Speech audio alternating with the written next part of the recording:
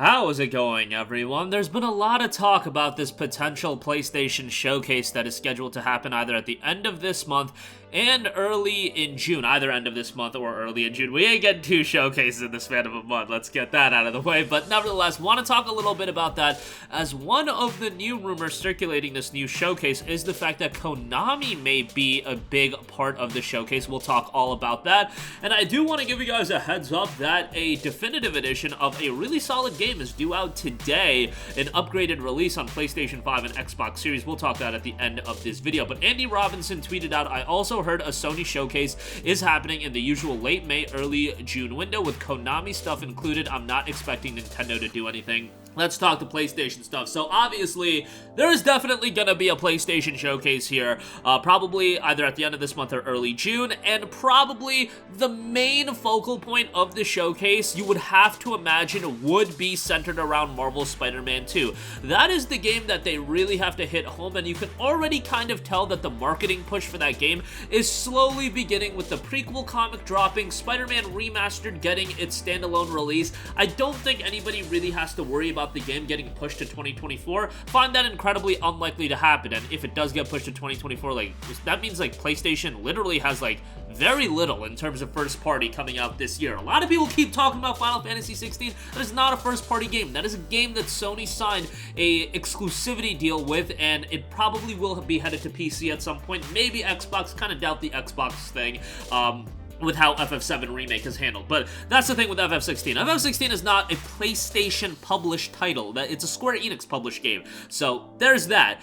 Spider-Man 2 is really that big game, and really, even with Spider-Man 2 coming out, if you eliminate VR2, little bit of a lighter year for Sony as a whole, because you got Burning Shores, you got Spider-Man 2, you would hope that there would be one other big game that would be released in the fall. Generally speaking, PlayStation likes to get out at least two major single-player AAA style titles. You had years where you had, let's say, last year, Horizon Forbidden West, and then you had God of War Ragnarok. You had the year with God of War 2018 and Spider-Man. That's something that you see a lot. I believe it was Days Gone and Death Stranding that one year, or Days Gone and Detroit Become Human. Something like that happened as well. That's generally what they like to do.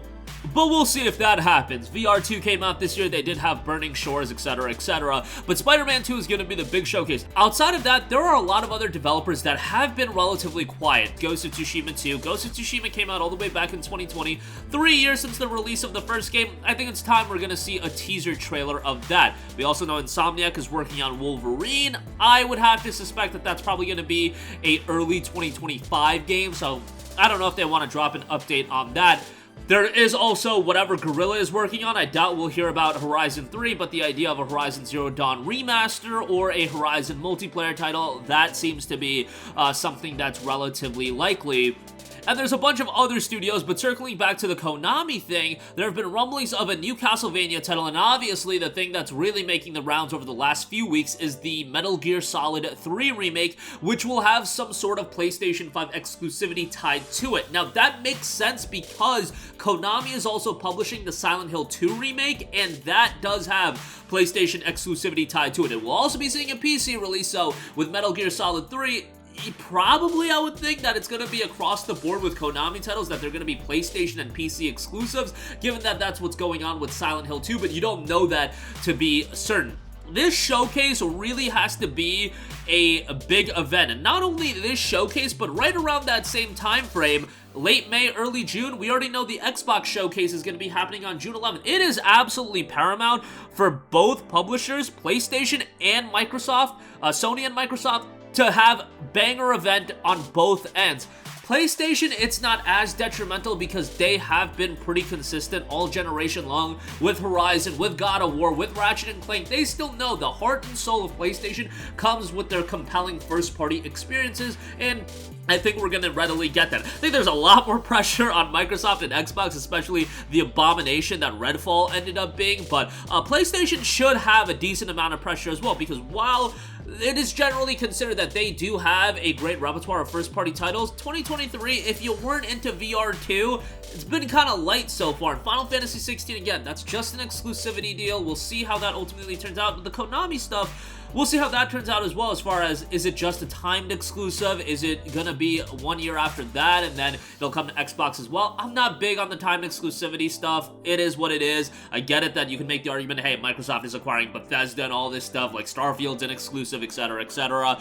But at least they bought Bethesda, you know? Bethesda is now a first-party Microsoft studio, but you can make the argument that you're not down with that either.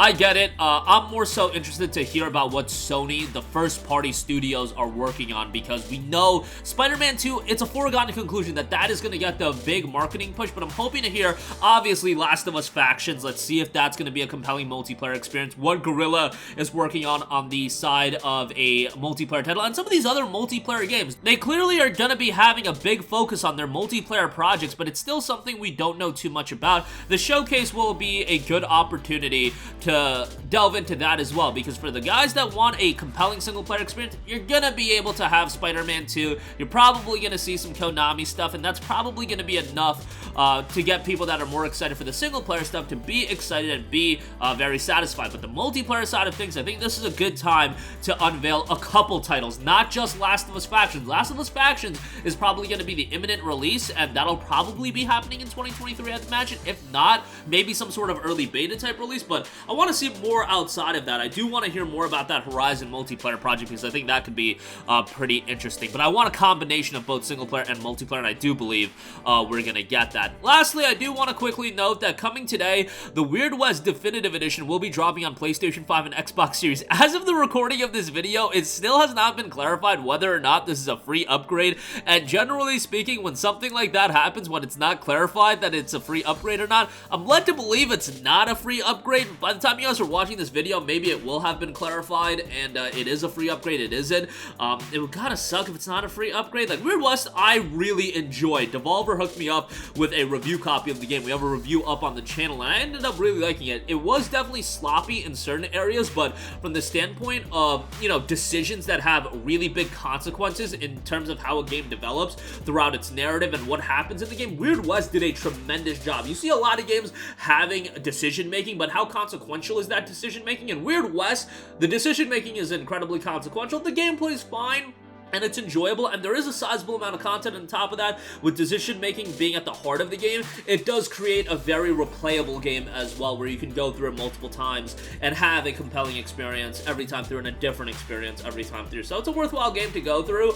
I wouldn't say drop $40 on it, but if you can find it on sale, and it's been on sale, like the PS4 version was just on sale for $19.99, that's a good price for the game. The game is also available on Xbox Game Pass, so you can play it that way on PC or Game Pass, so that's something to consider. But overall, really enjoyed my time with it. Excited to see it come to PS5. 4K resolution, 60 frames per second as well. And it did have some technical shortcomings with its initial release. So yeah, hopefully this version does run rather well. That's going to do it for me. Again, the PlayStation Showcase should be happening very soon, and you know, it's a good time to really announce a lot of stuff that people are going to be excited about for the next year or so as far as PlayStation is concerned. God of War Ragnarok was great, but that was back in November. VR2 was something that, you know, a lot of people were just priced out of, and Burning Shores was nice, but we want those big AAA experiences, and I think people are excited for Spider-Man 2 and whatever else is going to be coming in. Multiplayer side of things, I'm super interested in that. I know a lot of you guys aren't super into the multiplayer side of things, and you kind of, you know, associate PlayStation with those big single-player experiences, but I think there's room for both for sure on the platform, and it'll be interesting to see where they go. I also imagine they're going to announce some PC ports as a part of that, because their current slate of upcoming PC releases is literally non-existent, so we'll see how that turns out. And Weird West Definitive Edition will be coming to PlayStation 5 later today. Be on the lookout for that. That'll do it for me. Sound off with all of your thoughts in the comments section down below. Thank you for watching, and goodbye. Hey guys, we hope you enjoyed the video, and if you did, make sure to hit the subscribe button, and if you're already subscribed, do us a favor and hit the bell icon. This way you'll be notified whenever we post a new video. That's the best way to keep up with all of our uploads, and we usually try to upload 2 videos a day. And with the bell icon hit, you'll be notified whenever we do upload a video. As always, thanks for watching.